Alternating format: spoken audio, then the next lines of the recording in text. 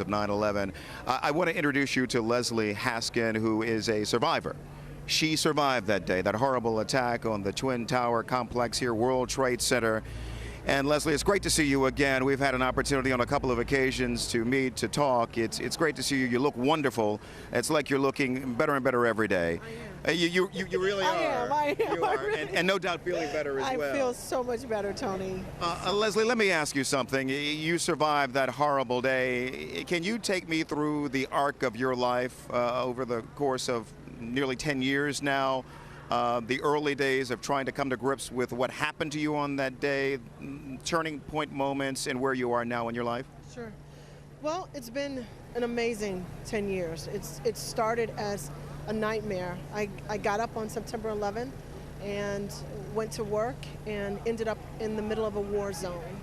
And everything that you can imagine that happened inside that building, I saw it happened inside that building. Everything you can imagine. Everything that you can imagine. Imagine the horror. Imagine the destruction. Imagine the death. Imagine the smells, the fires. Everything that you can imagine. Everything that you see in the worst horror movies we saw, we lived on September 11th. The last 10 years of my life has been trying to live beyond that moment. It's interesting because we were just talking a few minutes ago about at the moment that we experience a trauma, whatever you smell, whatever you see, whatever you hear is ingrained into your memory. So imagine for me those things that were ingrained into my memory, and consequently I was unable to work. I couldn't sleep, I couldn't think. My job was about deciding the strategic direction for a project portfolios for a company, and I couldn't even say my name. I was diagnosed with severe post-traumatic stress disorder. My 12-year-old son, Elliot, and I became homeless. The past 10 years has been trying to get my life back together. God interrupted all of that, my plan for his plan, and turned me all around. I have not returned to corporate America on a full-time basis. Full-time, I am traveling. I'm talking about hope.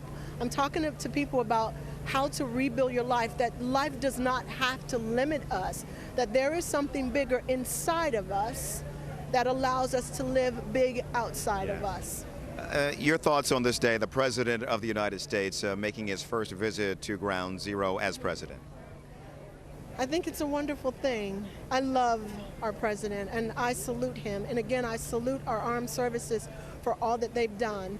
I just really would so much have loved for him to take time with those of us who have survived this and who continue to survive what we've survived on 9/11. There's a lot of attention, and I'm not taking anything from those families who lost loved ones. But what about those of us who've been forgotten, who survived it physically, but emotionally and mentally and financially? We've been struggling, trying to pick our lives up and start all over again.